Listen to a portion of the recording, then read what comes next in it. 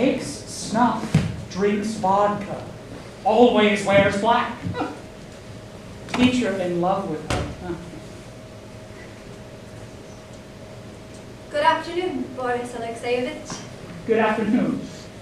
Things have taken an unexpected turn. Apparently we're leaving today. Pity. I don't often get a chance to meet young girls. Interesting. Young girls, that is. I don't remember what it's like to be 18 or 19. Can't get a clear picture of it. And the result is the young girls in my stories usually turn out unconvincing. I'd like to swap places with you just for an hour. Find out how you think, what sort of character you are. And I'd like to swap places with you. Why? To find out what it feels like to be a famous, talented writer. What's it like to be famous? How does being famous affect you? How? Not at all, I don't think. It's never crossed my mind. There's two possibilities. Either you're exaggerating my fame, or it doesn't affect me at all.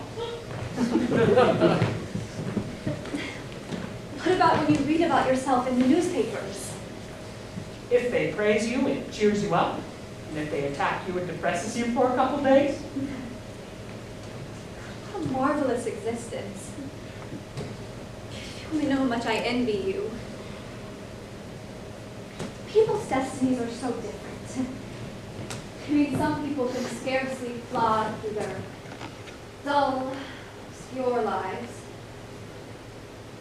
They're all alike, all unhappy.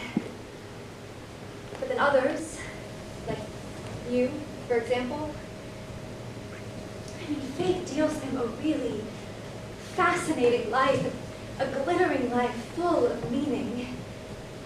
I mean, you're so lucky. Am I? You speak of fame and luck, of some wonderful and glittering life. But all these words, forgive me, they're just like so many sugar plums, which I never eat. You're very young and very sweet.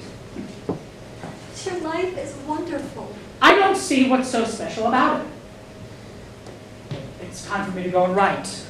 I'm sorry, I can't say.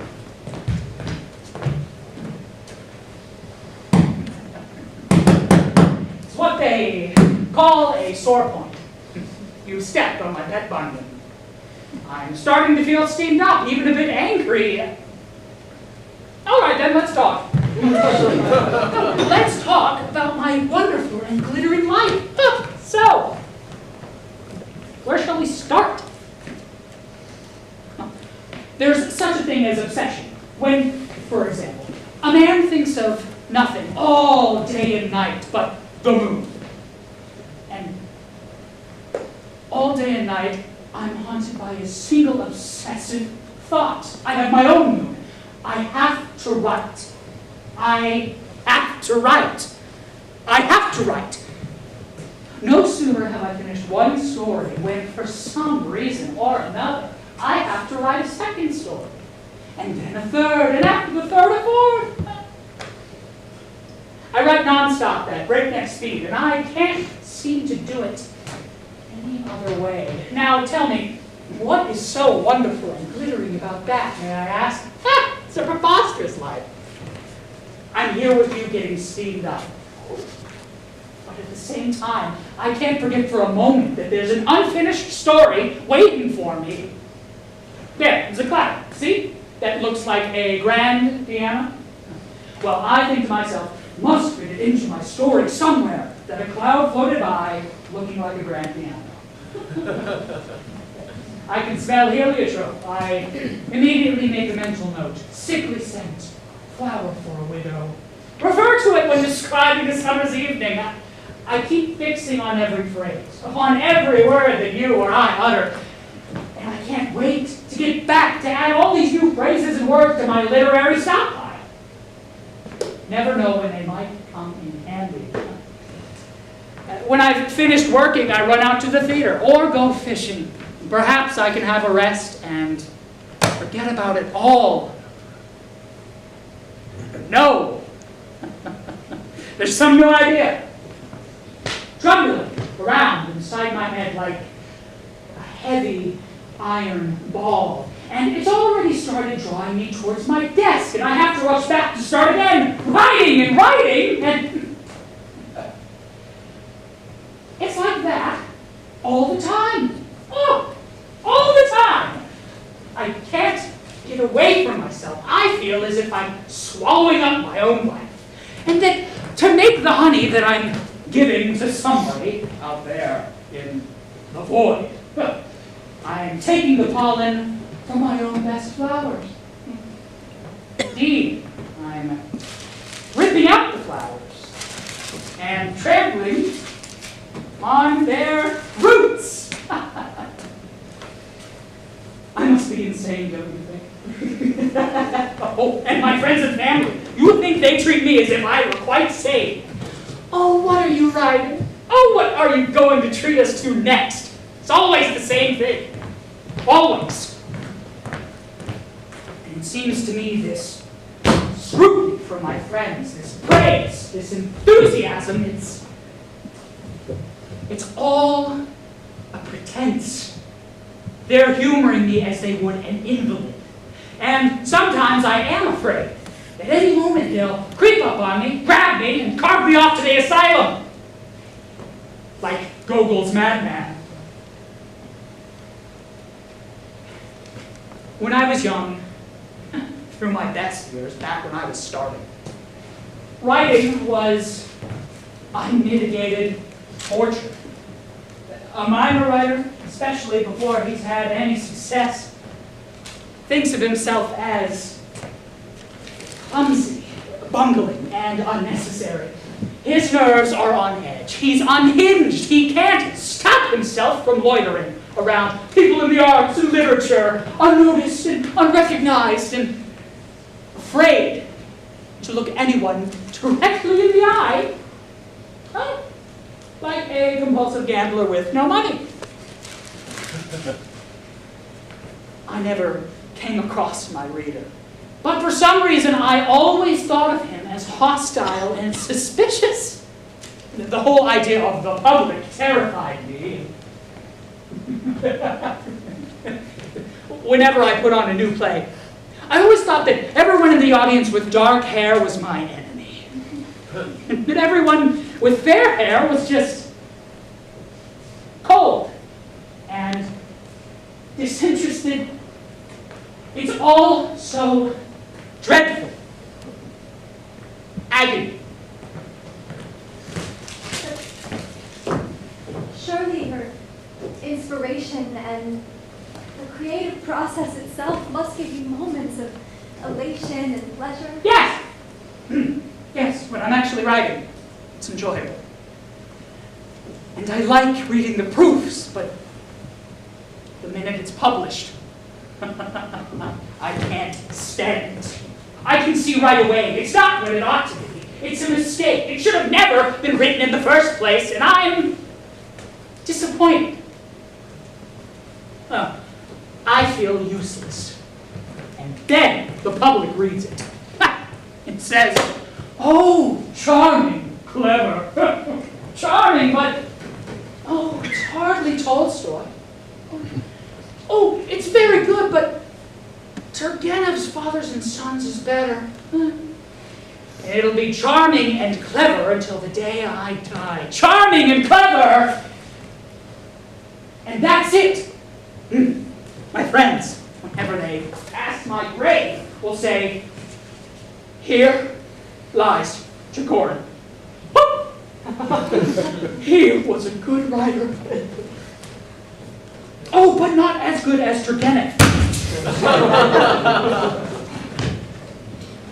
I'm sorry, but I refuse to understand you. You're just spoiled by success. What success? I've never liked myself. I've never liked myself as a writer.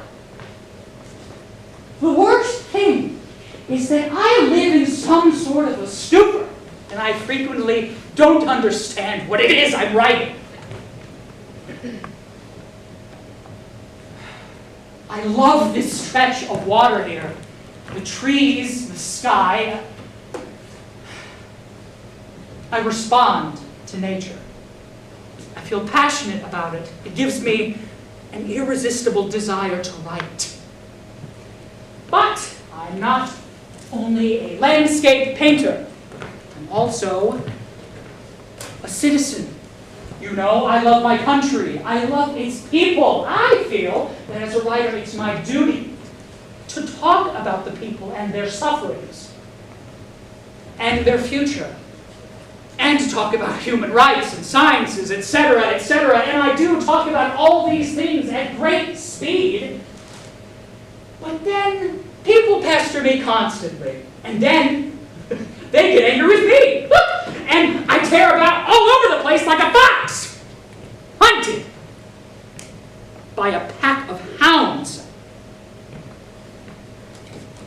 I see life and science speeding further and further ahead, leaving me behind. And in the end, I feel all I can do is describe landscapes. And in every other respect, I'm a fraud. And a fraud down to the very marrow of my bones. You're overworked. You don't have the time or the inclination to appreciate how important you are. You may not be happy with yourself, but to others, you're great. You're wonderful. I mean, if I were a writer like you, I'd dedicate my whole life to the people. And I'd always be aware that their true happiness would only lie in trying to rise to my level and in harnessing themselves to my chariot. My chariot? What am I, Agamemnon? For that kind of happiness, I mean the happiness of being a writer or an actress, I'd be prepared to suffer the resentment of my family and poverty, disappointments, and I mean, I live in a garret and eat nothing but black bread, and endure not being satisfied with my own works and being aware of my own imperfections. But in return, I would ask for fame, real, spectacular fame. My head's spinning. Force out Savage! I'm being called. Probably to pack. But I don't want to leave. It's paradise here. Wonderful. See that house and garden on the far shore? Yes. That was my mother's estate. I was born there. I've lived my whole life beside this lake. I know every little island on it. It's a really lovely spot.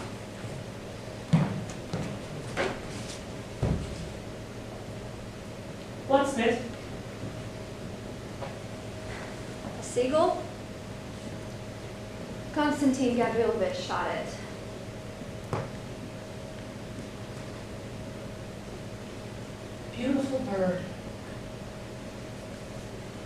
I really don't want to leave. Can't you persuade Irina Nikolaevna to stay? What are you writing? I'm just making a note. Flash of an idea. An idea for a short story. A young girl like you lives her whole life by the lake. She loves the lake like a seagull, and she's happy and free as a seagull. But then a man comes by, sees her, and for want of anything better to do, he destroys her. Much like this seagull here. Force out Savage, where are you? Coming! What? We're staying.